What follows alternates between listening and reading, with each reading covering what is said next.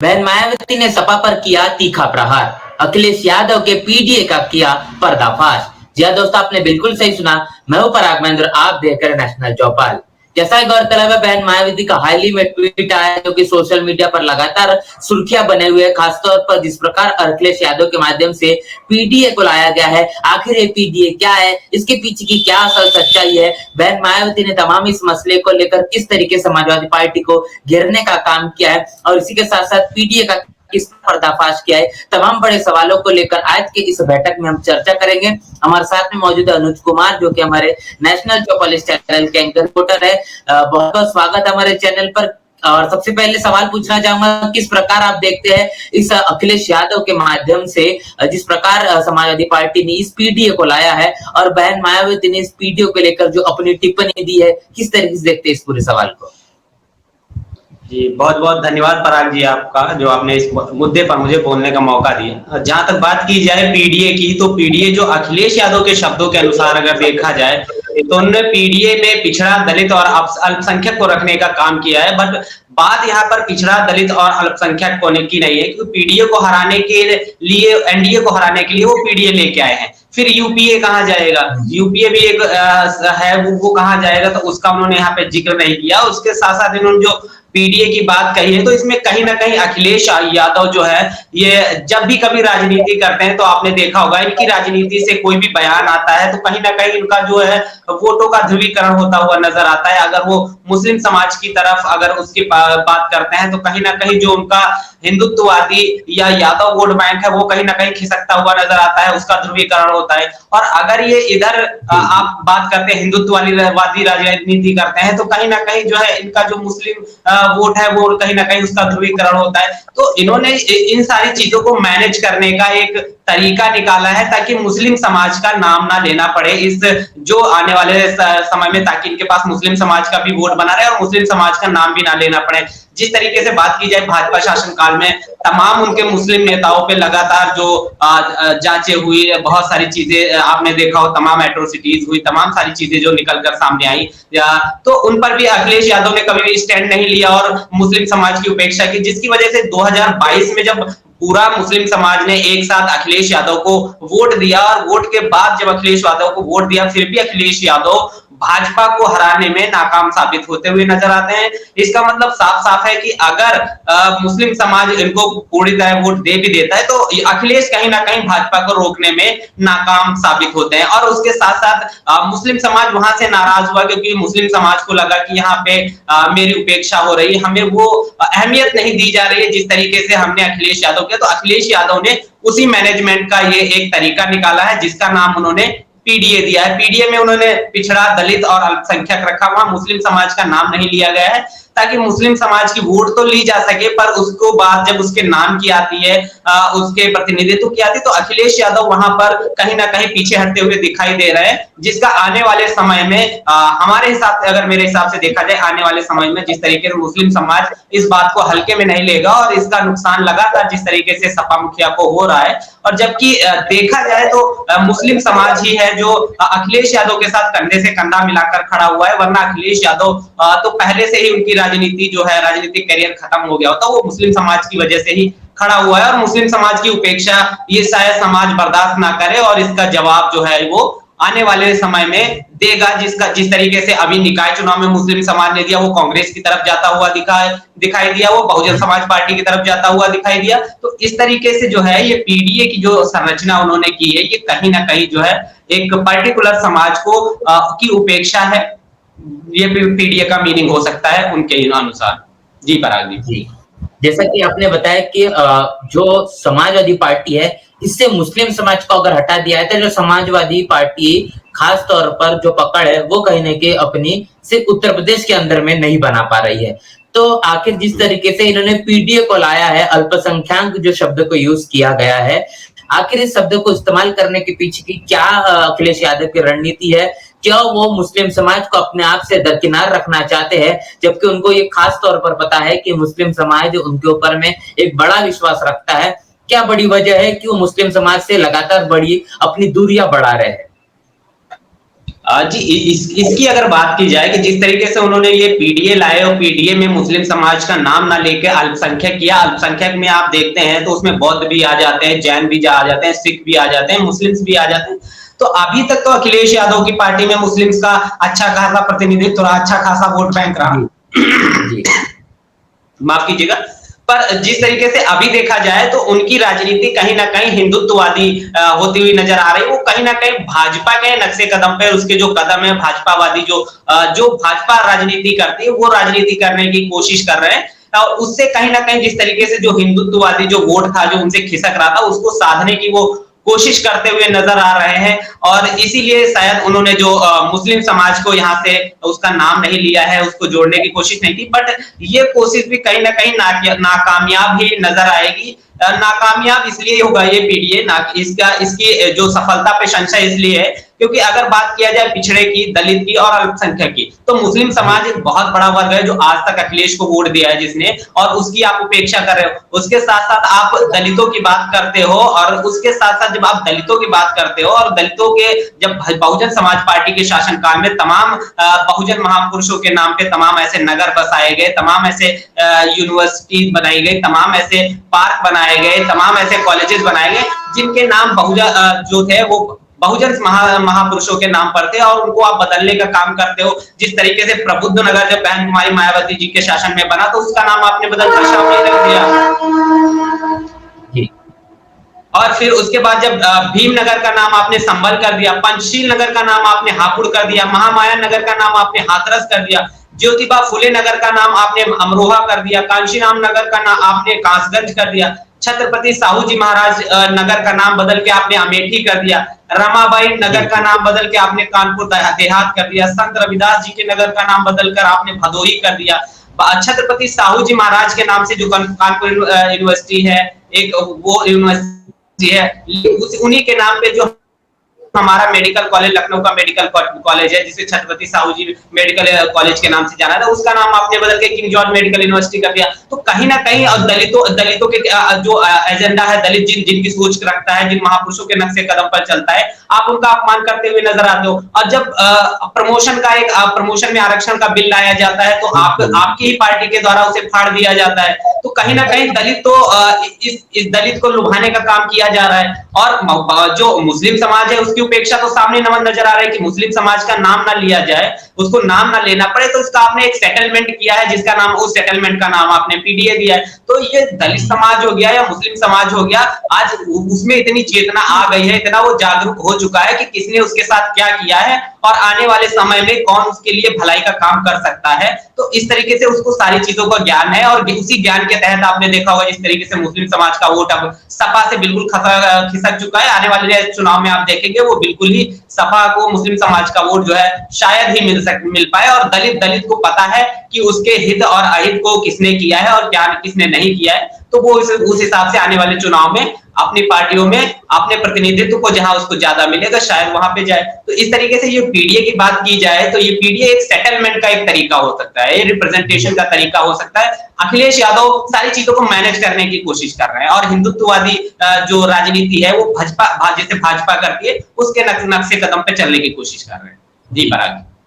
जी बिल्कुल, जिस तरीके से आपने तमाम चीजों को रखा, इससे यही समझ में आता है कि भारतीय जनता पार्टी के पिच पर खेलने का काम अब समाजवादी पार्टी अखिलेश यादव करने का काम कर रहे हैं। क्योंकि एक तरफ ये देखने को मिलता है कि जहां पर हिंदुत्व की राजनीति भारतीय जनता पार्टी जिस मजबूती से करते हुए नजर आ रही है, ऐसे में जो एक डर बना हुआ अखिलेश यादव की कि जिस प्रकार मुस्लिम समाज लगातार समाजवादी पार्टी से एक समय में जुड़ता हुआ नजर आ रहा था, ऐसे में यादव वोट को लेकर ध्रुवीकरण देखने को मिल रहा था। और अखिलेश यादव का कोई इस बात से कहने की डर था कि यादव वोट जो है वो कहने की उनसे खिसक न जाए, और इसीलिए उनको इस डर के चलते अब पीटीए के तमाम तरीके से इस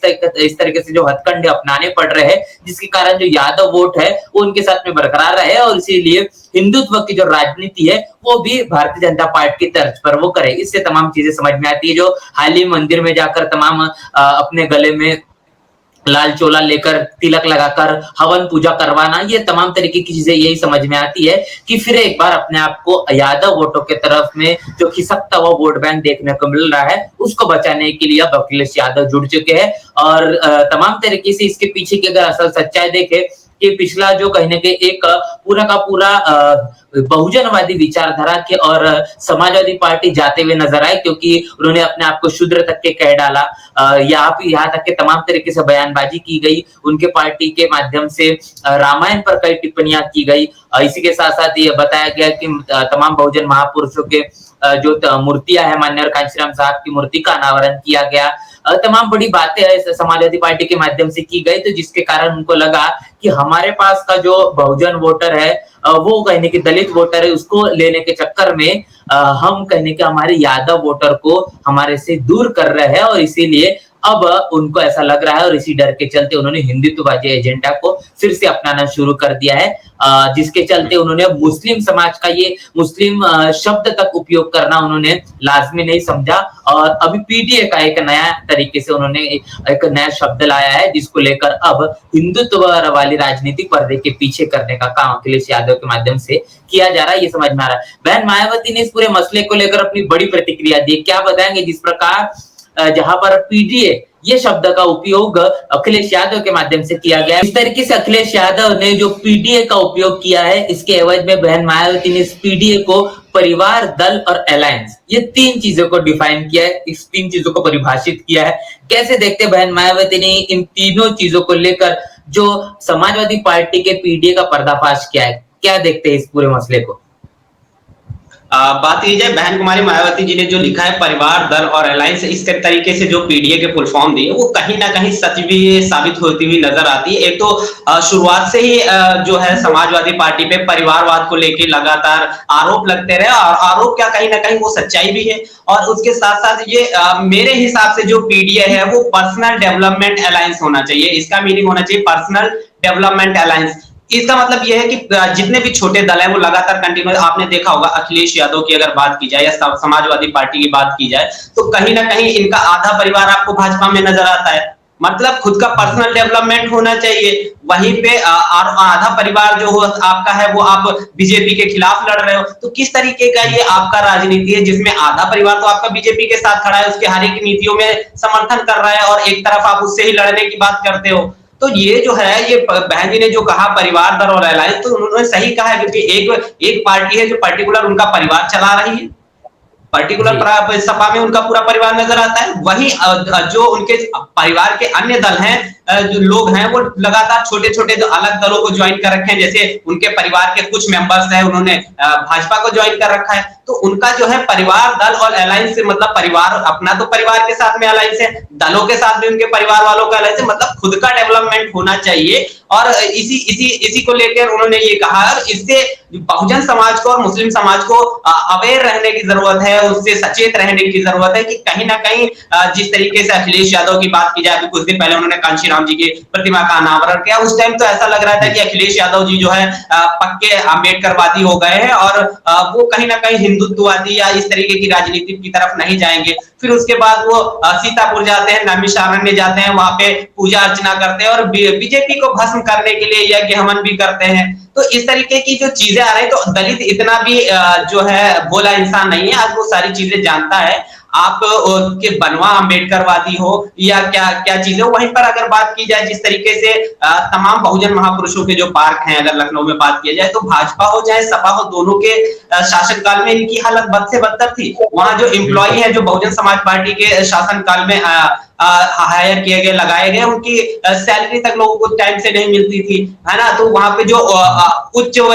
वर्गीय जो अधिकारी हैं, लगातार जो निम्न वर्गीय लोग वहां पे काम कर रहे हैं, उनका शोषण करते हुए नजर आते हैं। तो ये सारी चीजें दलित समाज बहुत अच्छे से समझता है, और बहन जी ने इसीलिए इसको ये कहा कि परिवार और दल का अलायंस है, मतलब एक पार्टी जो है वो पर्टिकुलर परिवार की ही पार्टी है, वो जिसको सपा उन्होंने कहा। और उसके साथ साथ जो अन्य दल की बात की जाए, जैसे भाजपा की बात की, तो वहां पे उनका परिवार जाएगा, ताकि दोनों दोनों में सामंजस्य बना रहे हैं। और आपने एक बयान भी बहुत ज्यादा वायरल होता है, आपने देखा होगा, मुलायम सिंह जी का होता है, जो जिसमें उन्होंने कहा था कि वो मोदी को प्रधानमंत्री के रूप में देखना चाहते। तो इस तरीके की तमाम चीजें हैं जो है। तो इस तरीके से मुस्लिम समाज को जी उपेक्षा की गई, दलित समाज की उपेक्षा की गई, और उसके बाद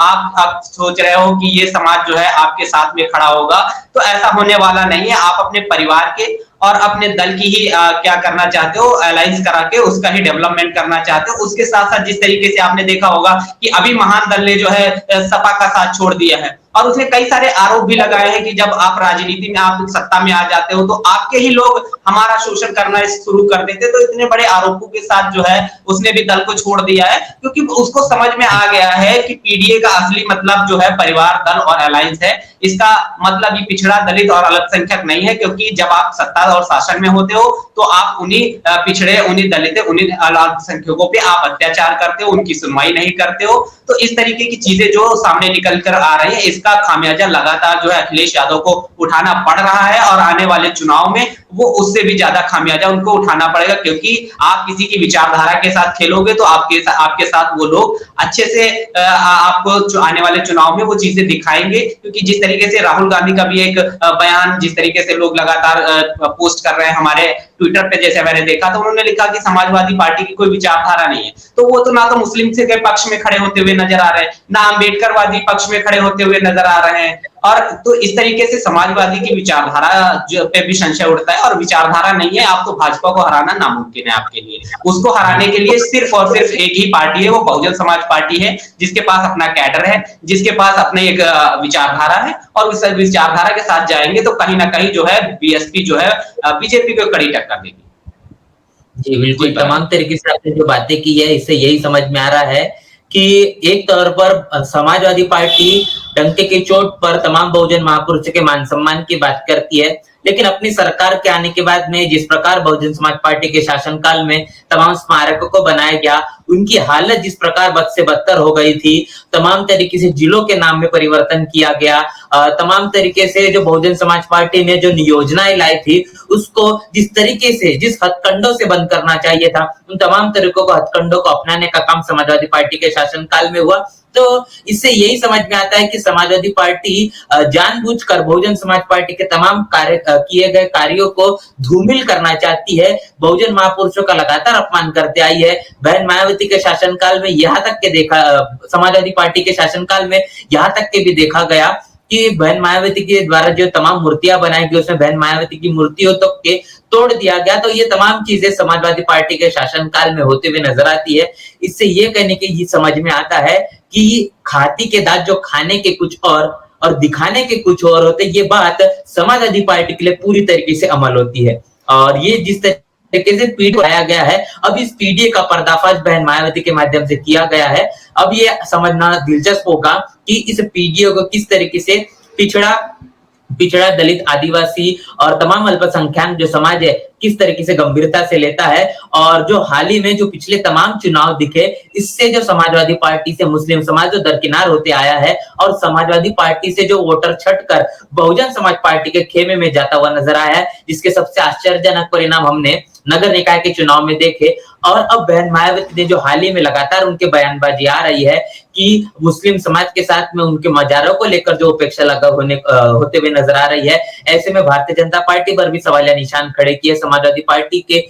ऊपर में भी तीखा प्रहार किया है। तो बहन मायावती पूरी मजबूती के साथ में मुस्लिम समाज के साथ, चाहे उनकी भागीदारी हो या तमाम उनके दुख तकलीफें समस्या, उनके साथ में मजबूती से खड़े हुए नजर आ रही है। तो आने वाला समय बताएगा कि जिस प्रकार बड़ा विश्वास बहन मायावती ने मुस्लिम समाज को के ऊपर में दिखाया है, ये मुस्लिम समाज बहन मायावती और बहुजन समाज पार्टी पर कितना विश्वास दिखाता है। इस पूरी चर्चा को लेकर लगातार तमाम जो लोग बने हुए हैं, आपका बहुत बहुत शुक्रिया। अनुज, आपका भी बहुत बहुत धन्यवाद। इस तरीके के तमाम मसलों को लेकर लगातार हम आपसे रूबरू होते रहेंगे। और जिस प्रकार बहन मायावती ने इस पूरे मसले को उठाने का काम किया है, समाजवादी पार्टी पर तीखा निशाना बोला है, और इस पीडीए का जो पर्दाफाश किया है, इसको लेकर क्या आपकी राय प्रतिक्रिया लिखकर कमेंट बॉक्स में जरूर बताएं। और मिलते हैं नए इसी तरीके के बैठक में, इसी तरीके की चर्चाओं में। तब तक के लिए जय भीम, जय। बहुजन विचारधारा को घर घर तक पहुंचाने के लिए हमारे YouTube चैनल को सब्सक्राइब करें, लाइक करें, कमेंट करें, शेयर करें और बेल आइकन की घंटी दबाना ना भूलें।